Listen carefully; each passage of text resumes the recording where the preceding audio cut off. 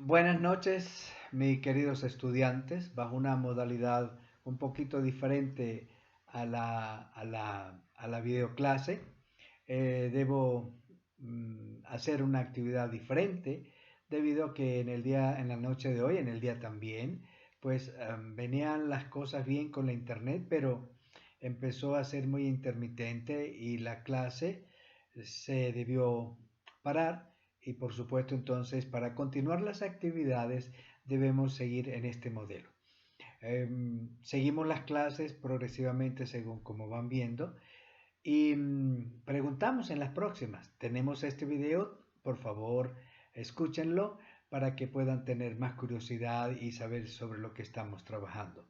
Voy a hablar y es importante, por ejemplo, del glosario.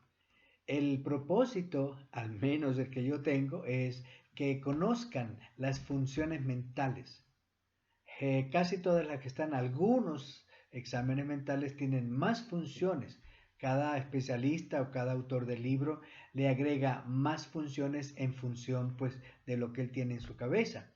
Pero para evitar ese viaje para todos los manuales, les sugerí que agarraran el texto Word, lo lean y de ahí extraen una función memoria, que es lo que mide memoria, y la subfunción que está midiendo. Entonces, memoria a largo plazo, ¿qué es la memoria a largo plazo?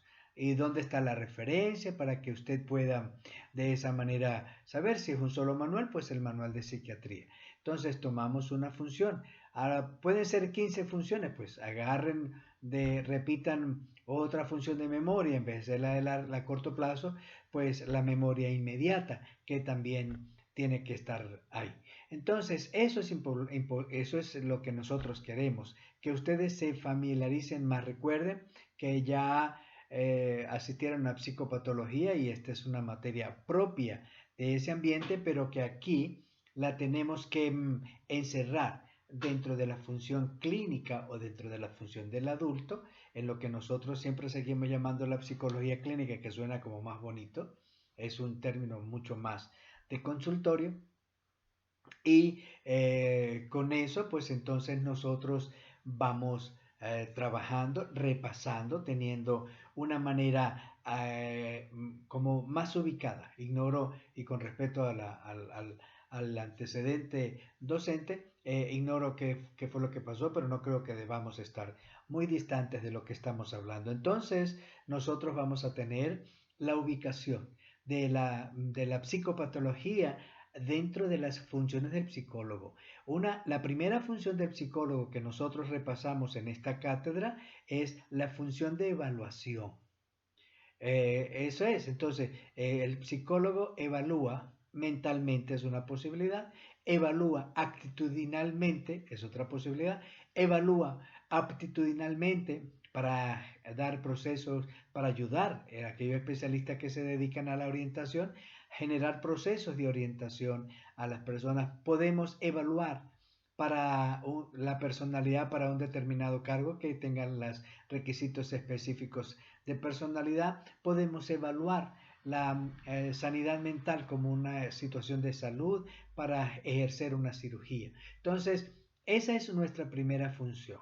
La primera función del psicólogo es evaluar el estado mental de la persona para que pueda satisfacer los requerimientos del solicitante y de esa manera él pueda tomar una decisión. Podemos evaluar a la salud mental de un estudiante que va a ingresar a la Universidad Bicentenaria de Aragua y entonces nosotros pues a través de la entrevista, de una evaluación aproximadamente como esta o la misma, entonces podemos dar nuestra certificación de que el estudiante está en muy buenas condiciones para presentarse a estudiar en la universidad. Entonces, eso es funciones del psicólogo.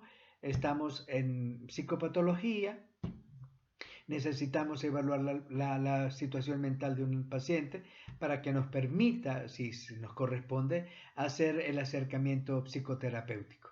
Entonces, vamos a cumplir con esa función que es la que nosotros queremos realizar. La psicopatología yo la tengo así, yo la tengo así. Es la disciplina científica que estudia las causas, el desarrollo o el proceso y las manifestaciones de los procesos patológicos. Mentales, yo les coloco mentales, siempre ustedes van a escuchar los procesos patológicos de la mente, que se expresan en cognitivos, en comportamientos, en sociales. Y de esa manera, a través de los modelos monocausal, el multicausal, el biopsicosocial y el psicobiosocial. Eso es esencial. ¿Por qué el modelo monocausal? Y lo vamos a ver a lo largo de todo este trimestre. Porque el modelo monocausal lo que nos enseña es que debemos buscar la causa primera de cualquiera de las enfermedades. Como un médico, como un profesional dedicado a la somática, busca la causa hasta que cuando él establece la causa, entonces inmediatamente van a aparecer las soluciones. El otro modelo es el multicausal.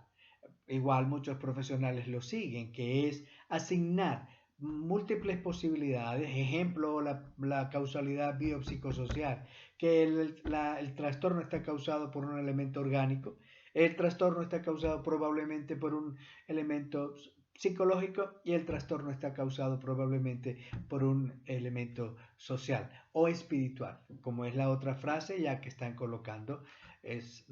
Entonces, eso es lo primero que tenemos que ver. El modelo de acercamiento propuesto de 1948, la Declaración de los Derechos Humanos por la Organización Mundial de la Salud, es el concepto de salud, ¿ve? Que es el mejor estado o expresión de funcionamiento en los términos físico, psíquico y social o biopsicosocial.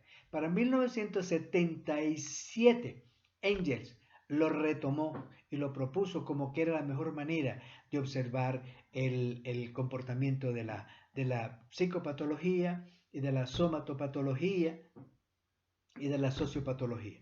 Entonces, para poder, él planteaba como, recuerden que es el enfoque multidimensional de tal manera que se pudiera acceder a las causas en cualquiera de los elementos o a dar aportes desde cualquiera de las secciones para atender la enfermedad, tanto la física como la psicológica. Bueno, ese es el modelo de él. Ante ese modelo yo les planteo el modelo psico, bio, social, donde la causa permanente de todos los acontecimientos físicos, y por supuesto lo tendríamos que demostrar poco a poco, y es la causa psicológica. Entonces, es ahí donde está el secreto de la psicología. El cuerpo no daña la psique daña el cuerpo no tiene vitalidad en términos de la psique. El cuerpo no tiene voluntad, la tiene la psique. El cuerpo no tiene cansancio, vamos a llamarlo así, no es correcto. El cuerpo depende de la mente es la prioridad y la mente es primera. Entonces, si la mente es primera, el conflicto mental que se establece en la mente, y lo podemos definir teóricamente en cada uno de los modelos, cuando se habla de la mente, no todos hablan de la mente.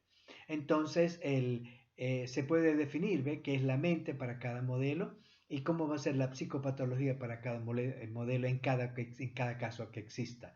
Entonces, lo que nos proponemos nosotros es estudiar qué es la psicopatología, ¿ve? Para eso entonces también necesitamos el concepto de salud mental, que es esencial, como el estado de bienestar de la persona en función de su conciencia y que con la cual puede afrontar las situaciones de la vida diaria bajo un modelo de productividad y apoyo social o contribución social. Eso es lo importante. Entonces, con esta definición general, partimos nosotros, ¿ve? Es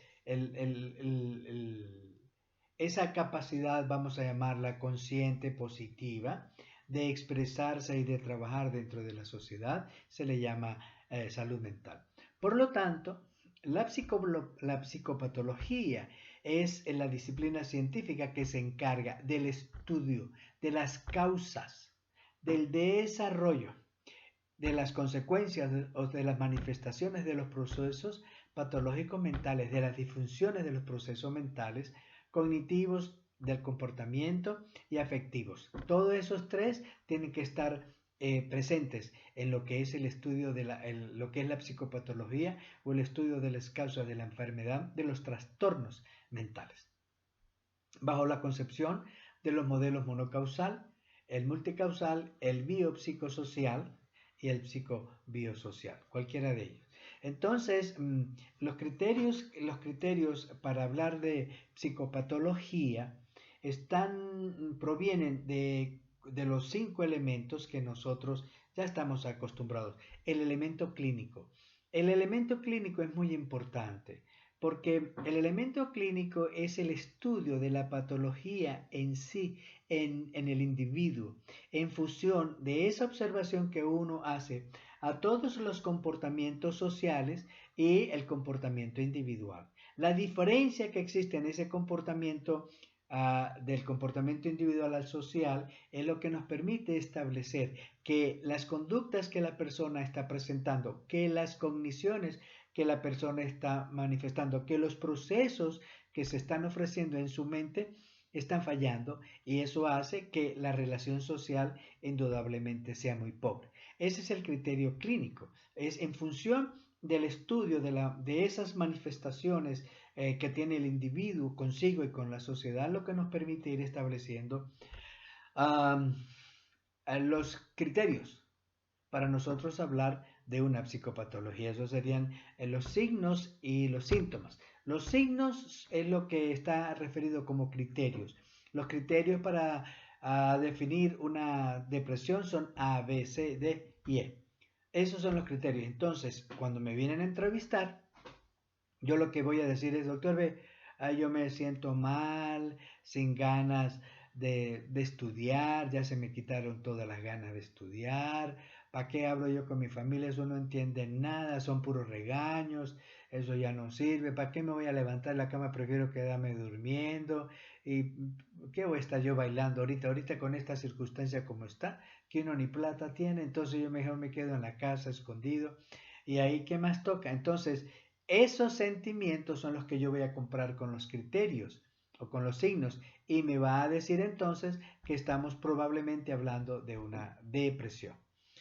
Eso es, y voy a aprovechar este momentico para hablar del concepto de trastorno, que es el que también igual nos hace la OMS, ¿ve? El trastorno es la agrupación de síntomas psicológicos, como siempre, pueden ser cognitivos, afectivos y comportamentales, que interfieren en la actividad diaria del individuo. Simple. Entonces, ese es el trastorno mental. Es el conjunto de síntomas eh, psicológicos, cognitivos, afectivos y comportamentales que interfieren en la actividad individual. Eso es todo. Entonces, esto es importante para tenerlo como trastorno. También se llama trastorno a toda la nosología que está en el DSM-5, en el CIE-10 y el DSM-5. Entonces, igual también se llaman trastorno. Pero quiero enseñarles algo que es importante para nosotros en los momentos de una firma de informe. Es muy diferente cuando usted habla de un trastorno. Voy a explicarle, por ejemplo, como un trastorno, un TDAH, ya, ok, ese es un trastorno, ¿ve? Trastorno de impulsividad, o trastorno agresivo, o trastorno hiperactivo. Entonces, esa actividad, esa denominación trastorno, no implica obligadamente de que la persona está limitada en sus circunstancias sociales. Pero cuando usted habla de trastorno de personalidad, como aparece en los manuales, lo que está implicando es que esa persona está inhabilitada socialmente por su disfuncionamiento psíquico para realizar actividades sociales. Por lo tanto, si usted hace esta diferencia, lo que importa es enseñarle: nunca escriba trastorno de personalidad, excepto que la persona esté en reclusión psiquiátrica, carcelaria u hospitalaria. Ambas son hospitalizaciones con diferentes motivos de remisión. Pero lo que sí estamos teniendo bien claro es: escribo trastorno de personalidad obsesivo cuando la persona que tiene esta sintomatología y signos no puede interactuar socialmente. mientras que el trastorno aquí hiperactivo, entonces no lo quiere decir que lo está limitando, sino que tiene una clasificación para llamarlo de esa manera. Recuérdense cuando estén hablando, escribiendo y describiendo en el informe psicológico el tipo de personalidad. No deben colocar trastorno, porque estoy seguro que las personas entrevistadas por ustedes no tienen un trastorno de personalidad. Bueno, entonces eso es esencial para que nosotros sigamos pues trabajando en esta área. Otro de los puntos es cuáles son los modos de atención los modos terapéuticos. Me da risa, y ustedes lo van a encontrar mucho, que no aparece el modelo psicoanalítico o los psicodinámicos. A los escritores los sacan directamente. Vamos a hablar un poquito de este tema ahorita que está aquí en los modelos de atención. Las personas que excluyen el psicoanálisis lo excluyen porque no son capaces de poder tolerar su enseñanza. Los que no queremos el psicoanálisis no lo podemos tolerar. Porque la razón es porque el psicoanálisis plantea algo muy importante que se llama inconsciente. Y a estas personas no les pueden hablar de que existe una mente inconsciente y que se puede conocer a través de las manifestaciones de cualquier comportamiento que tenga, porque se asustan mucho, entran en pánico, por lo tanto no pueden ver el psicoanálisis. Esa es la razón. Para que igual entre compañeros nos entendamos. ¿Le gusta el psicoanálisis? Eso no sirve, es una basura, esto es una pseudociencia, etc. Eso es mucho de poder conversar, pero se aprovecha para despreciar a la persona y está asustado. No puede observar el equilibrio ante una persona que pueda tener psicoanálisis. Por eso ustedes escuchan tanto desprecio en los ambientes académicos y de igual de otras naturalezas, porque las personas primero no lo saben, y segundo se gasta mucho, y tercero lleva tiempo para prepararse, y cuarto no tienen la capacidad mental para poderlo realizar. Bueno, entonces los modelos de atención que existen es el modelo biológico, ¿ve? Parte de la presencia de la medicina. Ejemplo, una depresión se puede atender con medicación. Ese es el modelo biológico. El modelo psicológico, una depresión se puede atender con psicoterapia. Puedes unir los dos. El psicodinámico, el conflicto mental, está sostenido en función de la discusión o la conflictiva planteada entre un yo, un objeto y un ello, y en la cual se mantiene la posibilidad real de rechazar toda la responsabilidad por las acciones que hacemos. Esa es la razón del conflicto mental. El ello, el yo y el objeto se pelean porque el yo, ni el ello, ni el objeto quieren aceptar responsabilidad por los actos propios. Por lo tanto, el ser humano tiene su conflicto personal tanto en cuanto sea muy irresponsable. En cuanto al conductual, el conductual no usa este modelo de estudio de la psicopatología. Recuerdan, el conductual, el humanista, el cognitivo plantea el estudio de la anomalía en particular, no por ser modelos, el humanista y el cognitivo como basados en los principios de integridad, de conocimiento, de productividad y del conflicto basado en la experiencia propia, entonces no existe la taxonomía y por lo tanto el conflicto social no se expresa sino de manera muy particularizada, individual y subjetiva, a través de la percepción, de la cognición en el modelo cognitivo, a través de la incongruencia que existe en la realidad subjetiva con la realidad objetiva, la que nos va a presentar el problema. Por lo tanto, la fórmula de tratamiento es a través de las modificaciones de las cogniciones, a través de las modificaciones del comportamiento, a través de la modificación del ambiente por el adiestramiento operante y si es social, pues el cambio de las circunstancias sociales que nos permitan un mejor mejoramiento, perdonen la redundancia, un mejoramiento de las conductas o de las conexiones o de la subjetividad de la persona. Entonces, este modelo que nosotros estamos estudiando hoy es un modelo médico. La psiquiatría lo fue acumulando y lo fue planteando de esa manera a través del estudio clínico de todos los síntomas que se iban dando y que se iban transformando después en los signos o en los criterios de diagnóstico de un determinado trastorno. Bueno, entonces hay unas consideraciones eh, que son muy importantes para el examen mental. Entonces, el examen mental es el sistema o la oportunidad o la entrevista para la recolección de los datos que evalúen el estado mental del consultante, sus signos y síntomas en cuanto al tipo de personalidad, sus manifestaciones cognitivas, afectivas, comportamentales, sociales, para no quedarnos sin nada, que se constituyen en recursos terapéuticos y preventivos. Y por supuesto también en señalar las causas de la enfermedad.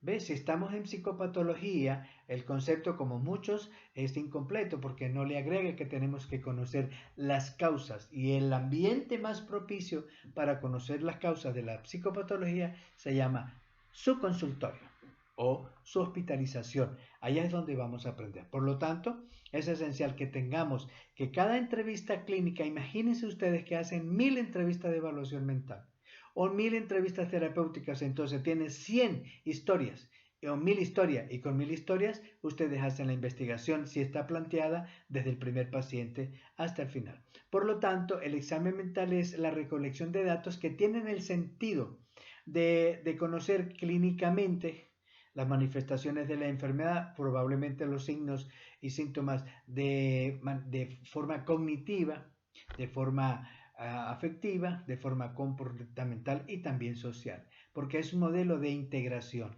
y nos afecta todo lo que se diga en función del modelo biopsicosocial o en función del modelo psicobiosocial. Entonces, de esa manera pasamos a la entrevista. ¿Qué es la entrevista clínica de evaluación mental? Ustedes lo van a ver como yo se los he querido expresar. Eh, yo la llamo entrevista de evaluación mental integral. La razón es porque coloco mi aporte personal a la entrevista. Yo sé que ustedes probablemente no lo crean, no lo puedan creer o no saben esas preguntas que están hechas que se llaman sugeridas por el profesor. Esas preguntas tienen la ventaja de establecer la existencia de la estructura psicótica o normal. Y por eso las coloco ahí, para que ustedes las tengan, para que las vayan teniendo así como de enlace con su conocimiento y en un futuro podamos hablar de las causas de la psicosis.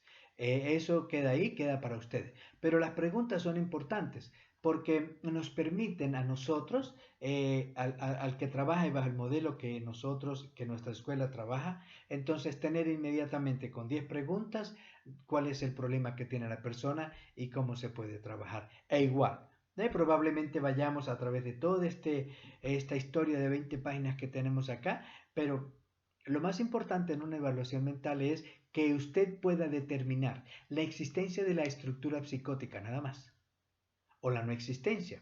Ejemplo, un chofer de bus, ustedes se lo mandan, hacen su negocio con la empresa autobusera y le mandan todos los choferes. ¿Qué es lo que le interesa a usted?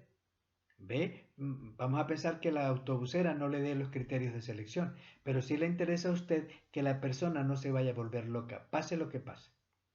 Y ese criterio es esencial. Igual para todas las evaluaciones, que las personas o tengan la estructura psicótica, entonces en cualquier momento cambian de normal a psicótico, o careciendo de ella puede aguantar los embates de la vida diaria. Es decir, su salud mental es suficiente como para aguantar toda una cantidad de problemas que puede tener. ¿Ve? Entonces, que tenga una personalidad X, Y o Z no significa que está trastornado mentalmente. No, esa es su manera de funcionar y de adaptarse a la sociedad. Y no tiene estructura psicótica, por lo tanto, lo único que tiene que hacer es llevar y recibir. Y seguimos en la vida diaria. Por eso la importancia entonces de tener una evaluación de cuál es el sentido. Muchas personas pues nos mandan, mire, aquí está esta empleada de la empresa que le haga una evaluación mental. Ejemplo, hay problemas todavía con la homosexualidad y esos tópicos, entonces para algunas personas les molesta. Y mire, yo quiero que usted me le haga una evaluación mental. y la persona pues está bien, más nada, lo único que le va a decir, mire, dígame el sexo, bueno, sexo, varón, hembra u homosexual. No, yo soy homosexual, yo soy hembra, yo soy varón, chévere. Eso es todo lo que nos interesa de la orientación de género que nosotros podemos preguntar. Pero es una persona que no está psicótica. Por lo tanto, nuestro examen va a estar dirigido es evaluar la psicosis. Esta persona está en funcionamiento normal o en funcionamiento adecuado en términos de las actividades que se le pueden tener y en apariencia carece de una estructura psicótica que pueda ser rota en cualquier momento. Por hambre nadie se vuelve loco. Nadie, señorita. Ni porque lo voten, nadie se vuelve loco.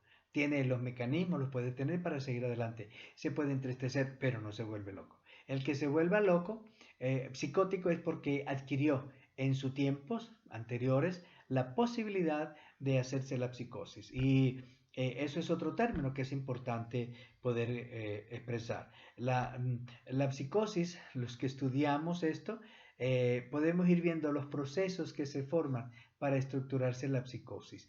Entonces es como si la persona decidiera volverse loca. En verdad no es que decida, es que en algún momento pensó en volverse loca y las circunstancias por las cuales pasó y sus antecedentes hicieron lo posible para que entrara en la fase de la locura. Entonces pareciera que la enfermedad es más una aspiración personal, para no decirlo decisión, porque nadie se torna loco porque decide, sino es un deseo que en algún momento se hizo realidad. Bueno, vamos a seguir entonces con lo que es